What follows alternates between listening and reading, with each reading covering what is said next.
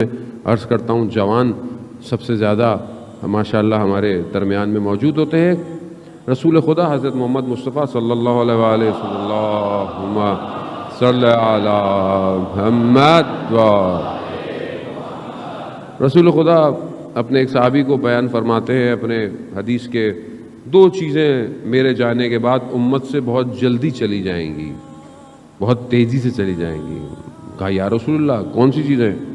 کہا ایک امانت داری اور دوسرا خشیت، یعنی خدا کے آگے خاشیت رہنا، خدا ترسی رکھنا، خدا کا خوف رکھنا. یہ دو چیزیں امت سے تیزی سے چلی جائیں گی. اور یہی ہوا. سب سے بڑی امانت السلام علیکہ یا امین اللہ، سب سے بڑی امانت تھی ولایت علی ابن ابی طالب، چلی گئی، نہیں رکھی. خاشیت یعنی انسان نصیحت کو قبول کرے، یہ چلی گئی. خود رسول خدا فرماتے ہیں میں اپنے صحابی سے کہ تم قرآن کی تلاوت کرو. کہا یا رسول اللہ آپ حافظ قرآن ہیں، آپ نے ہمیں قرآن سکھایا ہے. آپ کہتے ہیں ہاں کیوں؟ کیونکہ تلاوت قرآن وجود کو جو ہے وہ ایک لذت دیتی ہے، ایک احساس دیتی ہے. کلام خدا ہے قرآن، کلام خدا ہے.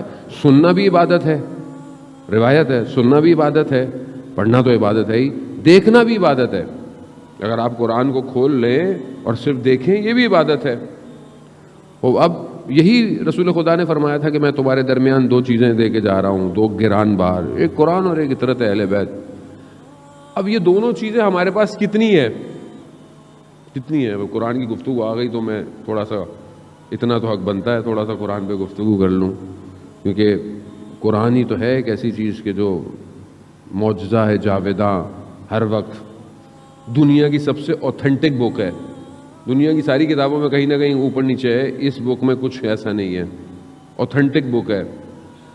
انسان کتابیں خریدتا ہے، best selling of the year, line لگا لگا کے لوگ کتابیں خریدتے ہیں باہر ویسٹ میں.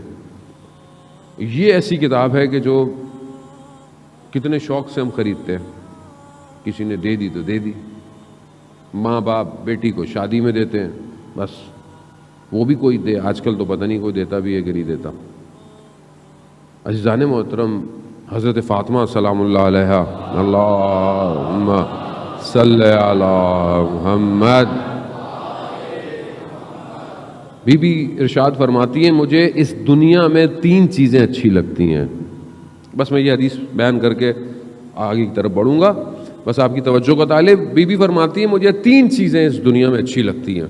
پہلی، مجھے اپنے بابا رسول خدا کے چہرے کو دیکھنا اچھا لگتا ہے، چہرے کو دیکھنا اچھا لگتا ہے. دوسری چیز بی بی فرماتی ہے مجھے قرآن کی تلاوت اس دنیا میں اچھی لگتی ہے. اب بی بی کے ماننے والے ہیں، ہمیں بھی اچھی لگنی چاہیے. اب کتنی اچھی لگنی چاہیے یہ باپ کے اپنے اوپر ہے. کتنا قرآن پڑھنا چاہیے ڈیلی؟ کتنا پڑھنا چاہیے؟ آپ کے ذہن میں کتنا پڑھنا چاہیے قرآن؟ کتنا؟ کلام الہی ہے.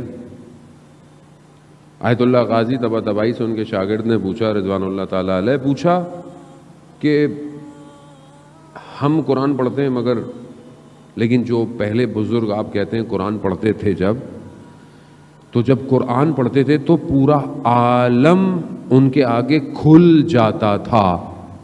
ان کا عالم یعنی پورا قرآن ان کے آگے، پوری دنیا کو، وہ کائنات کو دیکھ رہے ہوتے تھے.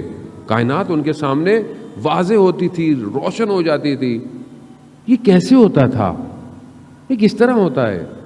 تو آیت اللہ قاضی فرماتے ہیں وہ جب قرآن پڑھتے تھے تو وہ کھڑے ہو کر اپنے ہاتھوں میں قرآن کو اٹھا کر اپنے سر کو برہنہ کر کر خدا کی بارگاہ میں ذکر کرتے تھے، قبلے کی طرف رخ کر کے. کہا تم بستر میں بیٹھے ہوئے، کسی طور بیٹھے ہوئے تم قرآن کو تلاوت کر رہے ہو، کہاں تمہیں قرآن کھولے گا تمہارے اوپر؟ تو کیا واقعاً قرآن اس طرح ہے ہماری زندگی میں؟ قرآن ہماری زندگی میں ایسے ہے؟ کتنی قرآن کی آیتیں میں روز پڑھتا ہوں. مسلمان ہوں، رسول پر ایمان رکھتا ہوں، آخرت پہ ایمان رکھتا ہوں. یہ سب کہاں لکھا ہے؟ قرآن میں. تو قرآن ہے کتنا میری؟ سب نماز پڑھتے ہیں، قرآن کی صورتیں تو ہیں اس کے اندر. وہ تو نماز ہے بھائی. قرآن کتنا ہے زندگی میں؟ اتنے واٹس ایپ کے میسیجز پڑھتے ہیں، اتنے فیس بک کے سٹیٹس دیکھتے ہیں، اتنا انسٹاگرام پہ اسکرول کرتے ہیں، انگلی تھک جاتی ہے، کتنی قرآن کی آیتیں اوپر نیچے کرتے ہیں؟ بھائی آج میڈیا کا دور ہے نا، آج تو آسانی ہے آپ کے لیے. اب آپ میں مول صاحب میں رستے میں جا رہا ہوں، مجھے ٹائم نہیں ہے، میں جاب کرتا ہوں، ٹائم نہیں ہے، میں پڑھتا ہوں، میرے پاس ٹائم نہیں ہے. بھائی اتنا تو ٹائم ہے، آتے جاتے وقت ہینڈ فری لگا لو، قرآن پلے کر دو، اپنے وجود کو کلام الہی سے منور کرو.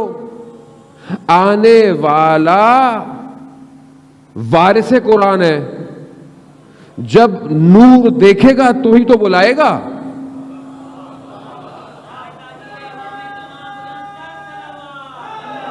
یار بھائی نور دیکھے گا تو بلائے گا نا. بھائی نور ہے نہیں مولانا صاحب، یہ لوگ پڑھتے رہتے ہیں، لوگ حافظ بھی ہیں مگر کوئی فائدہ نہیں ہے. کیوں فائدہ نہیں ہے؟ کیونکہ ولایت نہیں ہے. اچھا ولایت نہیں ہے تو اگر ولایت ہے تو قرآن عمل، ولایت کہاں کام آئے گی؟ عمل کے ساتھ. بھائی کیا کہا جاتا ہے؟ چھٹے امام سے روایت ہے، امام جعفر صادق علیہ السلام، اللہم صلی علی محمد.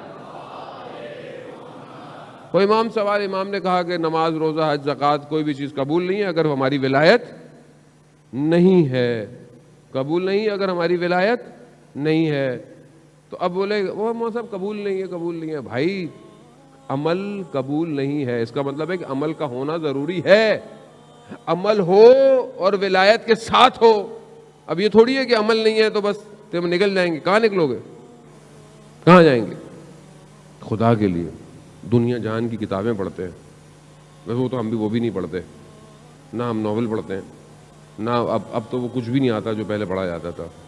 لیکن صرف یہ آ گیا ڈیجیٹل.